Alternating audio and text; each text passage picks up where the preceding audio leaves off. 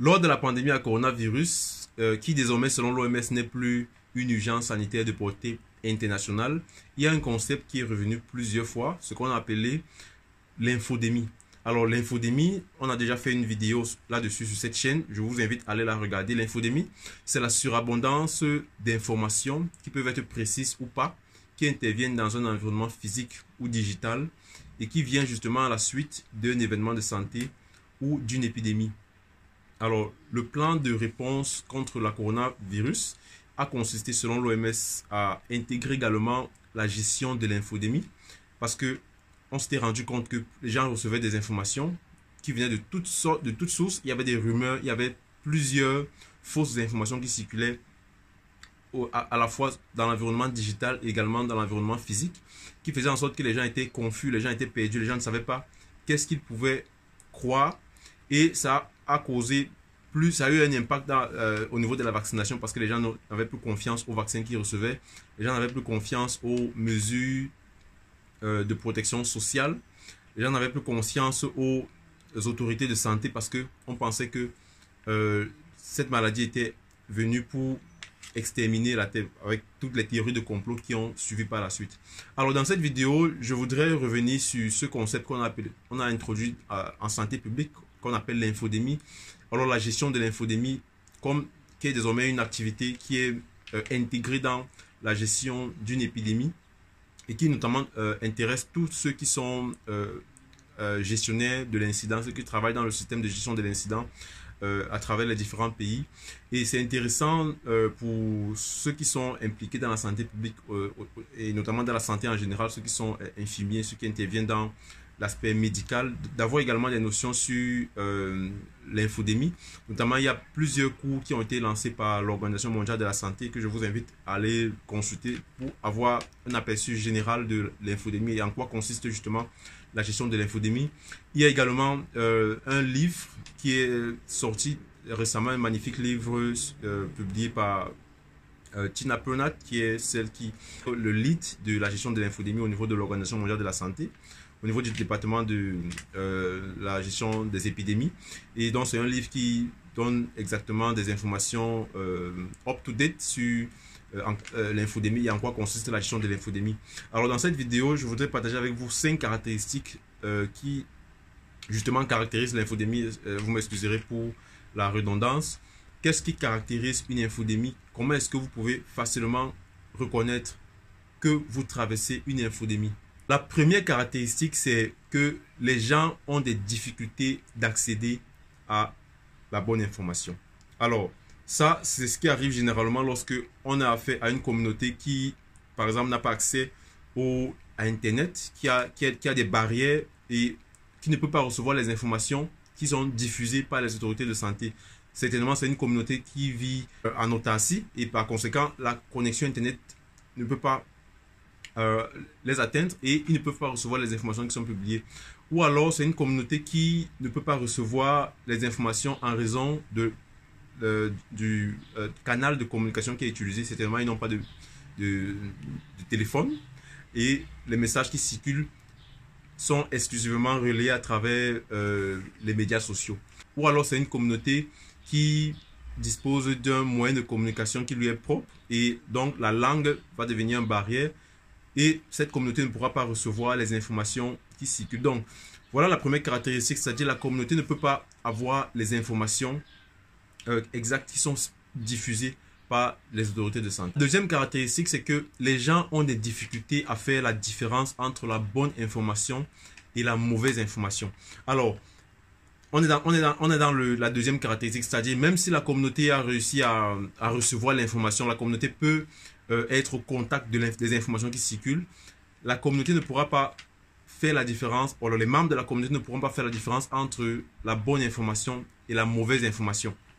Alors, ça peut être dû à plusieurs facteurs, par exemple, le niveau de littératie qui est faible, c'est-à-dire que la communauté n'a pas le niveau, par exemple, d'éducation des membres de cette communauté n'est pas assez élevé. Par conséquent, ils ne peuvent pas recevoir les informations exactes, ou alors ils ne peuvent pas savoir quelles sont les informations qui sont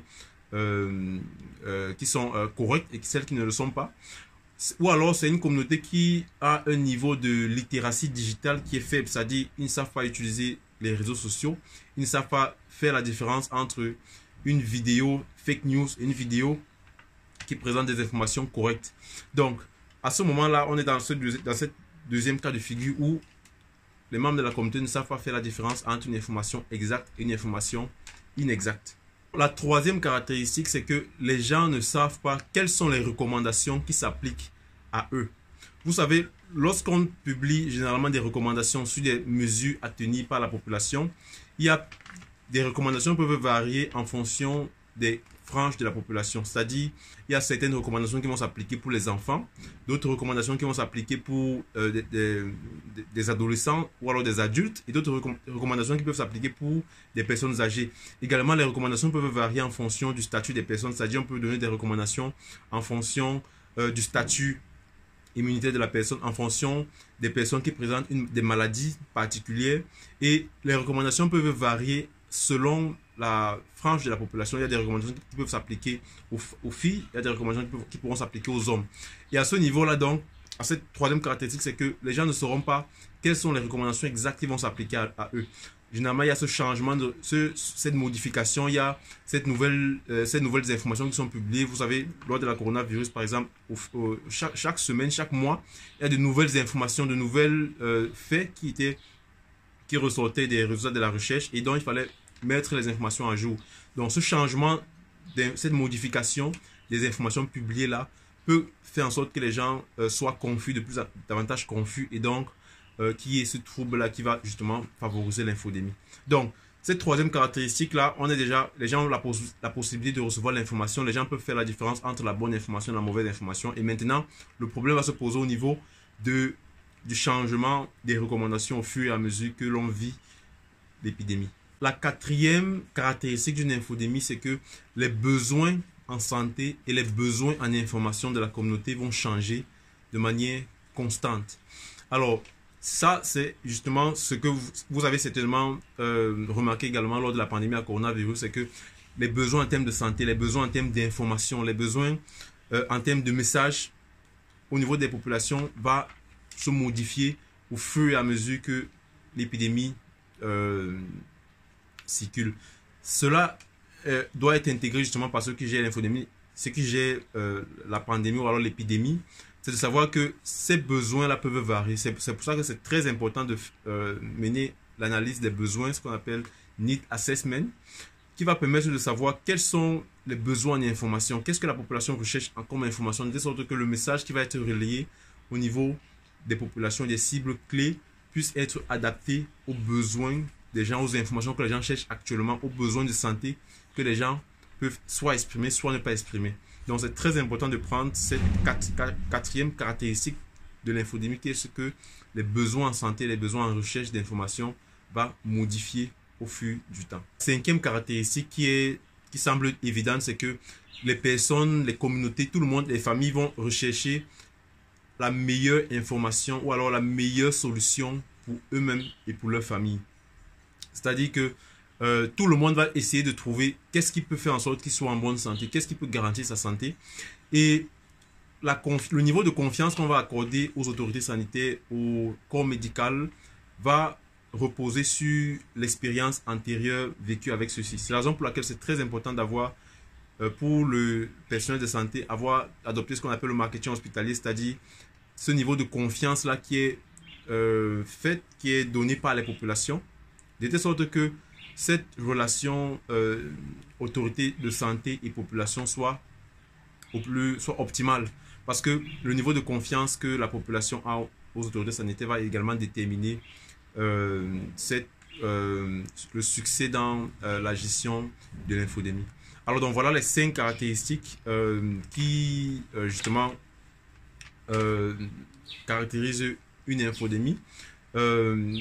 C'est ce que je voulais partager avec vous aujourd'hui. Je pense que si vous êtes spécialiste dans les différents domaines de la santé publique, ou alors si vous êtes impliqué dans la prise en charge des cas au niveau du système hospitalier, c'est important pour vous d'avoir ces différentes notions qui sont propres à la gestion de l'infodémie. Alors dans cette chaîne, on va souvent partager des concepts qui ont trait à la gestion de l'infodémie, de telle sorte que cette nouvelle discipline qui prend de plus en plus de place au niveau de la santé publique soit suffisamment intégrée par tous les acteurs de la santé publique. On se revoit une prochaine vidéo. Si vous n'êtes pas encore abonné sur la chaîne, je vous encourage à vous abonner et à liker la vidéo si elle vous a plu.